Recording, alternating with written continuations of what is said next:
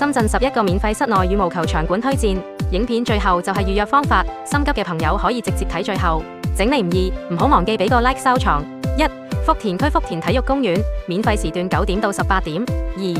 羅湖區羅湖體育館，免費時段9點到12點。3. 南山華僑城體育文化中心，早上9點到下晝4點免費。4. 南山華潤深圳灣體育中心，早上9點半到下晝4點半免費。5. 鹽田體育中心，早上8點半到12點半免費。6. 鹽田區游泳館2樓羽毛球場，9點到12點免費。7. 西鄉體育中心羽毛球館，早上6點30分到夜晚21點30分免費。8. 寶安區林丹羽毛球俱樂部，免費時段6點至17點。9. 寶安領航文體中心羽毛球場，早上7點到15點免費。10.